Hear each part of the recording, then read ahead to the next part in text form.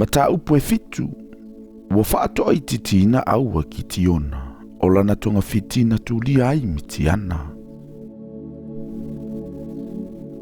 O na ala usua tuai leo yeru pa ala, o ki tiona lava lea, ma le nuu umana ia te ia, ua ia tola wapi e lata latane i le vaipuna i harota, sa ia ile i tūtau a mitiana i le tu atu i mātu ia i latou, e lata latane i le maunga o more i le vanu. O fetalai mai Yehova ia ki tiona. E toa tele na wale nu olo ia te oe. O tele tu ina atu mitiana i o lantou lima. Ne imita mai Israelu yo uluma e whape mai. O lo ulava lima uola iau. O le nei, ia e alanga atu lava i le nuu, i e lantou langona, i e whape atu. Aise matau mga tete, ia liliu atu ia, ma foi atu na ile maunga o kiriata. O na foi atu ai leo de nu e lua fulu afe ma afe lua, au atotoele se fulu afe. O na fetalai mai ai leo Yehova ia ki tiona. E toa tele pea le nuu, ia e ave ina ifo i lantou i le vai. O na utofotofo ina i leo i lantou mo oe i le ambea. O leo te whai atua i a te oe, lua te o male nei, o na o lua o ailea maia. O leo te whai atua i fo i a te oe, lua te le o male nei, o na le alu ailea o ia. Ua ave ina i fo i ele nuu i le vai, o na fetalai mai ai leo Yehova ia ki tiona. O i lato umo e eto i o lato laulau whaiva i le vai, e peiona eto o le uli, e te tu e se atu i ante i latou. E whapea fo i latou umo e to atuli e inu ai. Ua Faitauina e ua tu o latou lima i o latou ngutu, ma eto ai le vai. Ua tolu se lau o ia tangata, ao le nu uma ua totoe, o latou to atuli e inu i le vai. O na fetalai mai ai leo Yehova ia ki tiona. O le tolu se lau o tangata e na eto i le vai, o te whaola i a te outou, ma tu ina atu mitiana i lo lima, a o le nuu uma o totoe, i e taitasi maalu i lona nuu. O na ave aile e le nuu o me ai o lantou lima, ma lantou pū, o na wina atu aile e i o Israelu uma o totoe, i e taitasi maalu i lona fale ie, a ua tau fie i o ia tangata, e tolu se lau, o le itu taua fo ia mitiana, ua i lalo i le vanu. O le ala vapo ua fetalai mai ai Yehova i a te ia. I nā tūla i atu ia, ma e aluifo i le itu taua, a wawau tu i nā tu i lantou i lau lima. Ai a whai e te whewheo nā aluifo, lua te o ifo i le itu taua, o lua mafora, lau au auna. E te whaalongo i mea o lantou whetautala tala i ai.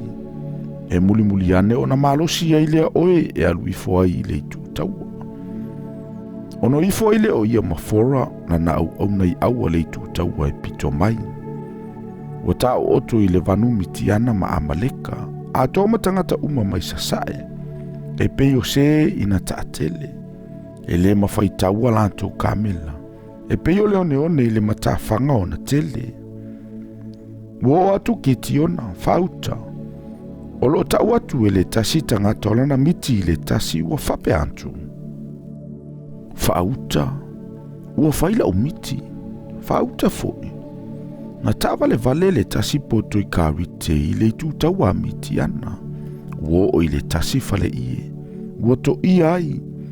O na pa ua i lea, ua mafudi i lalo, ua taatia lava le fale ie. O na tali mai ai leo le tasi. E le ai se isi mea le nei. Ua na o le pelu a kiti ona le antali o Yoasa, o le tangata o Israelu lea. Ua tu ina atu e le atua ilona lima o mitiana, ma le ituta wa uma. Ua whaalongo kiti ona i le tala o le miti malona whaamatalanga. O na ifo ile o ia i le atua. Ua toe fo i atu i le tuta wa Israelu wa ia whape antu ai. Tutu ma ia. A wawa tu ina mai o outou lima i ovo le tuta wa mitiana. Ua ia vaea le tolu o se lawi au e tolu. Ua ia avatu fo i pū I limo I latou uma ma kate le I io, ma sulu I totonu o kate. Ua ia whapea atu ia I latou. Ia utou vava ai mai ia te au, ma ia whaawa o mai ai lava. Whauta foi, a ua o ile tongala wapi e pito mai. Ona utou whaia lava le e pei ona o whaia. A mātou ilia pū, o a uma I latou uma o ia te au. O utou fo I tau te ilia pū, ia so lava le tongala wapi uma. Ma utou whaiane, o le pelua Yehova ma kiti ona. Ona o atu leo kiti ona matangata e toa se laua ia te ie le tongala wapi e pito mai. Ile amatanga o le leo leonga I le tupo vai loto. O lato fato alanga matamoe. Ona lato wilia leo pu. Mata e kate I o lato lima. Ona ilia leo pu e au e tolu. Ma lato uta e kate. Wa ufo isulu I o lato lima tau wangavale.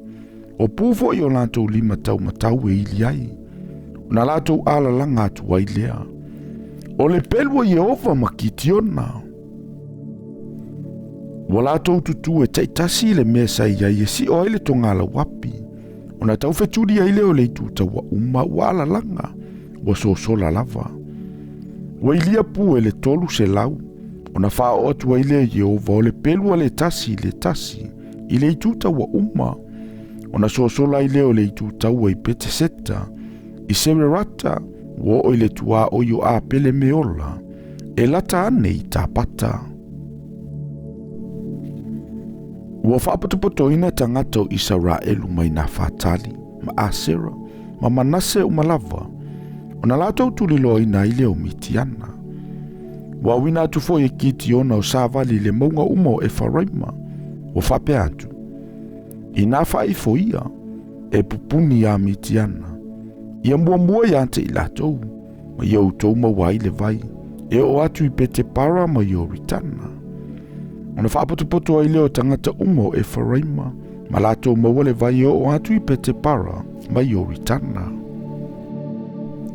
Ona lato maua ai leo tamali o mitiana e to olua, o reva ma se eva.